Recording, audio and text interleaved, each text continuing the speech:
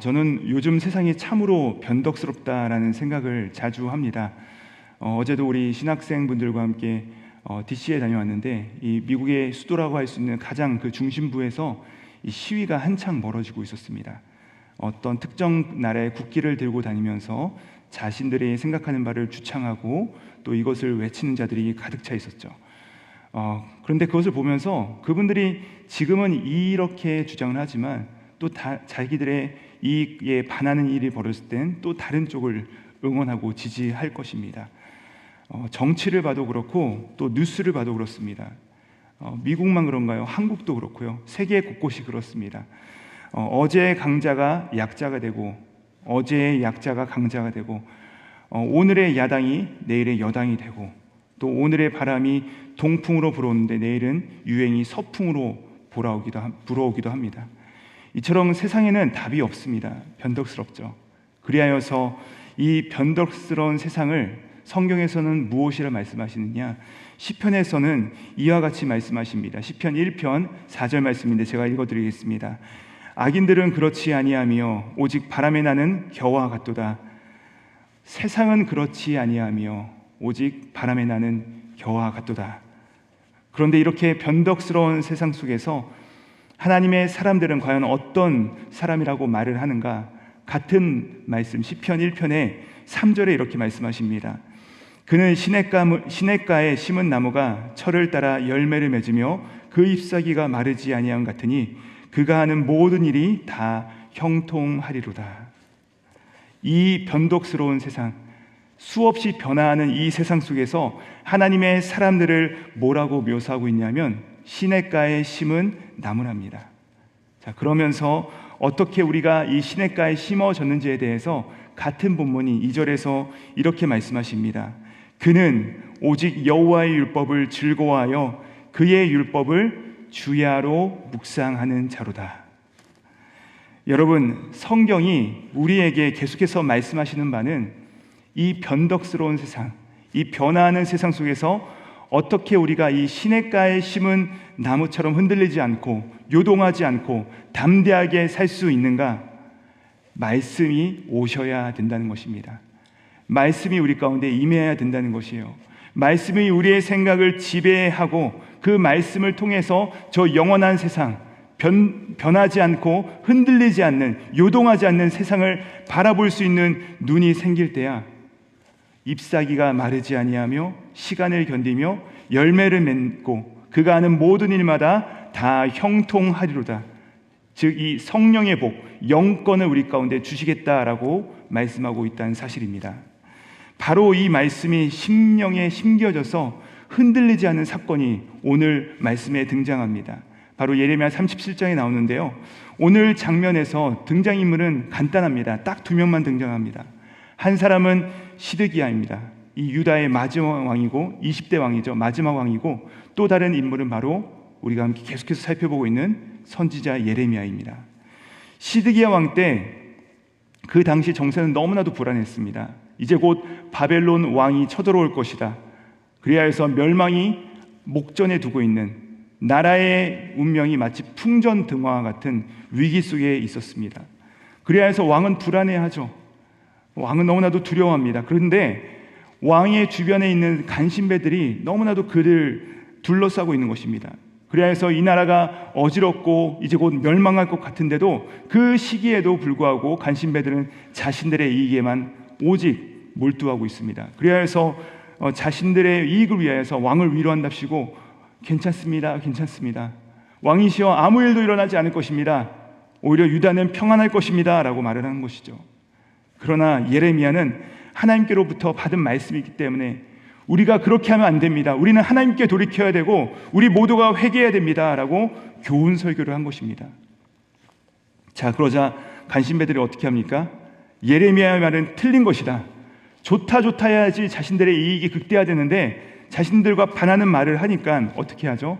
그를 싫어하여서 그를 때리고 그를 몰아가면서, 정치범으로 몰아가면서 그를 감옥에 가두는데, 그래도 말을 듣지 않자 바로 오늘 말씀에 등장하는 이 예레미야를 위한 특별한 감옥을 만들게 되죠.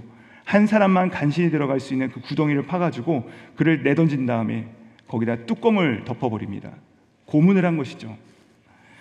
예레미야는요, 이 깊은 웅덩이에 갇히게 되었지만 그러나 하나님의 말씀은 갇히지 않습니다. 사그라들지 않습니다. 시드기야 왕은요 늘 불안했어요. 그래서 어느 잠 못 이루는 밤, 그 한밤중에 시드기야 왕이 그 구더기 속에서 이 예레미야를 불러봅니다. 바로 오늘 본문 말씀인 17절에 나오는데 우리 17절 말씀 같이 한번 읽어보도록 하시겠습니다. 17절입니다. 시작. 시드기야 왕이 사람을 보내어 그를 이끌어내고 왕궁에서 그에게 비밀을 물어 이르되 여호와께로부터 받은 말씀이 있느냐? 예레미야가 대답하되 있나이다. 또 이르되 왕이 바벨론의 왕의 손에 넘겨지리이다. 아까도 말씀드렸지만 주변에 충신이 없었습니다. 바벨론의 침공 앞에서 수많은 간신배들이 괜찮다 괜찮다 이렇게 말을 할 때 왕은 여전히 불안했고 그래야 해서 늦은 밤 가운데 잠을 이룰 수 없어서 조용히 사람을 보내어서 선지자, 즉 말씀을 받은 사람 이 예레미야를 불러왔습니다. 그리고 비밀이 그에게 묻습니다. 예레미야야, 하나님께로부터 받은 말씀이 있느냐? 하예시 다발 메드 아도나이. 그러자 예레미야가 대답합니다. 예시, 있습니다. 저에게는 하나님께로부터 받은 말씀이 있습니다. 여러분, 왕도 흔들리고 간신배들은 자신들의 이익을 쫓아 이리저리 흔들리고 나라는 풍전등화라서 이리저리 왔다 갔다 하는 상태이고 북쪽으로부터는 끓는 가마 기름처럼 이 바벨론이 융성하여서 쏟아져 오는 이 격변의 시기 가운데 불안해하지 않는 한 사람이 있었습니다. 그가 바로 누굽니까? 바로 말씀을 받은 예레미야였습니다. 수많은 감언이설과 수많은 이론들이 있지만 이 말씀을 들은 이 선지자 예레미야 입에서 예시, 저에게는 말씀이 있습니다 라고 대답할 때 그 한마디 가운데 모든 이들은 요동하였지만 그 한 사람은 흔들리지 않고 담담하게 그 자리 가운데 서 있을 수 있었다는 것입니다. 즉 말씀을 받은 사람만이 흔들리지 않았다는 것이죠. 말씀 있는 사람은요 시냇가에 심은 나무 같아서 시간도 견디고 고난도 견디고 하지만 때를 따라서 열매를 맺는 이 하나님의 형통함을 누리게 된다는 것입니다. 이것이 바로 말씀을 받은 신자에게 주신 하나님의 영권이라는 것이죠. 사랑하는 성도님들, 여러분께 질문합니다. 하나님께부터 받은 말씀이 있습니까? 여러 하나님의 사람들은요 예외 없이 하나님께로부터 들은 말씀이 있었음을 고백합니다. 성경에 있는 이 모든 사람들이요 예외가 없습니다. 아브라함도 하나님의 음성을 들었고요, 모세도 하나님의 음성을 들었고, 다윗도 들었고, 뿐만 아니라 우리가 현재 살펴보고 있는 예레미야도 그의 부르심 가운데, 그가 처음에 부르심 받을 때 그의 나이가 18세였습니다. 18세였어요. 아주 어린 소년이었습니다. 그리고 나라는 기울어지고 패망의 징조가 짙은 그 절망의 시기 가운데 그 낙심한 그에게 예레미야 1장 9절의 말씀이 이렇게 들려옵니다. 여호와께서 그의 손을 내밀어 내 입에 대시며 여호와께서 내게 이르시되 보라, 내가 내 말을 내 입에 두었노라. 내가 너를 보내어서 무너진 곳을 수축하고 황폐한 곳을 뽑고 새로운 곳을 심을 것이다. 이 말씀을 그에게 주시자 그 말씀을 받은 그는 더 이상 그 연소함이 그에게 있어서 장애가 되지 않았고, 두려워하던 그는 이제는 허리를 꼿꼿이 펴고 한 사람의 선지자로서 당당하게 하나님의 말씀을 선포하며 나아갈 수 있었던 것이죠. 성경만 그렇습니까? 교회의 역사는 어떻습니까? 마틴 루터는 로마서 1장 17절의 말씀, 복음에는 하나님의 의가 나타나서 믿음으로 믿음에 이르게 하나니 기록된 바 오직 의인은 믿음으로 말미암아 살 것이라. 이 말씀을 받을 때 그는 1500년 동안 이 로마 교황청에서 이 지배를 받고 있던 그 시대 가운데 아니요 라고 선포하면서 당당하게 설 수 있었던 것이죠. 그뿐입니까? 종교개혁자 요한 칼빈도, 감리교회의 창시자인 요한 웨슬레도 그 숙명적인 말씀이 있었던 것입니다. 말씀이 있었던 것이죠.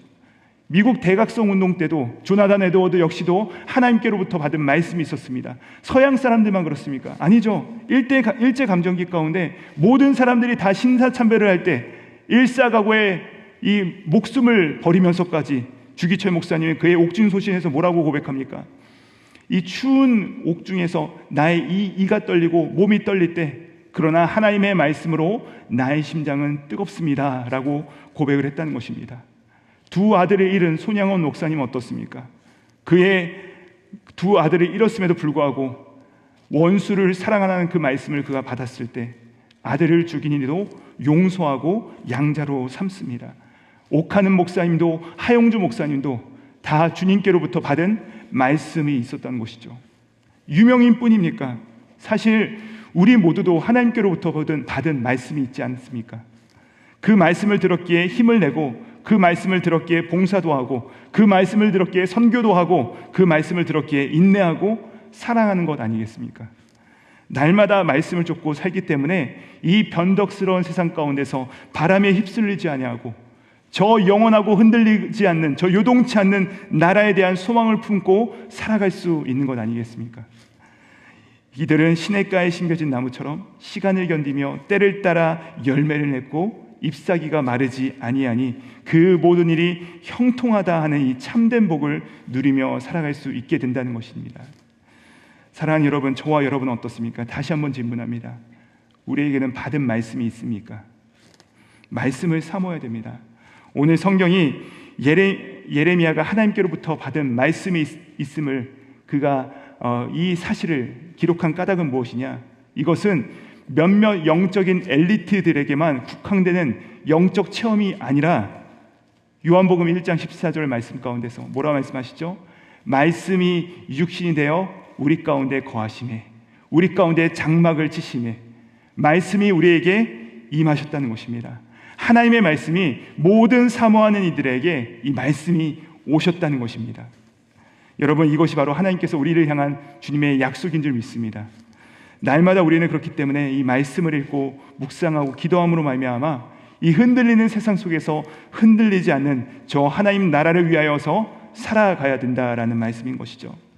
사랑하는 성도님들, 여호와께로부터 받은 말씀이 있으셔야 합니다. 우리가 비즈니스를 하시더라도 하나님께로부터 받은 말씀이 있으셔야 됩니다. 우리 자녀를 양육하시더라도 하나님께로부터 받은 말씀이 있으셔야 됩니다. 우리가 누군가를 주님께 인도하기 원하시는 분들이 계시다면 하나님께로부터 받은 말씀이 있으셔야 된다는 것입니다. 자, 그러면 우리는 어떻게 해야 되겠습니까? 말씀이 있기 위해서 우리는 어떻게 해야 되죠?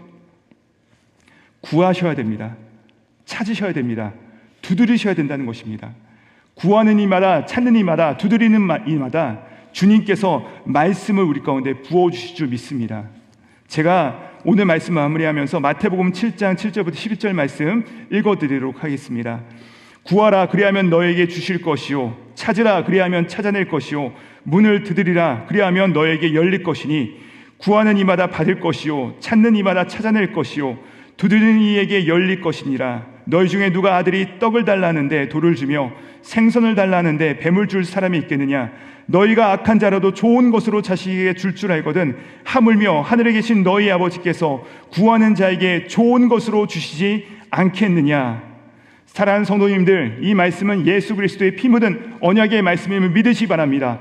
구하시면 얻게 될 것입니다. 찾으시면 찾게 될 것입니다. 두드리는 자에게 하나님께서 말씀을 열어주실 줄 믿습니다. 오늘 하루를 살아가실 때 여호와께 받은 말씀이 있느냐? 여호와께 받은 말씀이 있느냐? 전심으로 그 말씀을 사모하고 구하고 두드리고 찾고 나아갈 때 내가 오늘 붙잡고 살아갈 말씀, 그 한 말씀 나에게 허락하여 주십시오 라고 간구하며 나아갈 때 우리 가운데 그 말씀 주시고 세상에서 흔들리지 아니하고 시냇가에 뿌리를 내려서 열매를 맺고 형통한 그 은혜를 누리시기를 우리 구주 예수님의 이름으로 축복드립니다. 기도하시겠습니다. 예레미야야, 여호와께로부터 받은 말씀이 있느냐? 있습니다. 사랑하는 주님, 이것이 우리의 담대함이 되기를 소망합니다. 하나님께로부터 받은 말씀을 받아가지고 그 말씀을 쫓아 시냇가에 심은 나무처럼 시간을 견디며 열매를 맺으며 그 잎사귀가 마르지 않는 형통함을 살기로 결단하오니 사모하는 영혼에게 주님의 말씀으로 만족하게 채워 주시옵소서. 감사드리오며 말씀으로 우리 가운데 오사 우리와 함께 살기 위하여 장막을 치신 우리 구주 예수 그리스도 이름 받들어 기도드립니다. 아멘.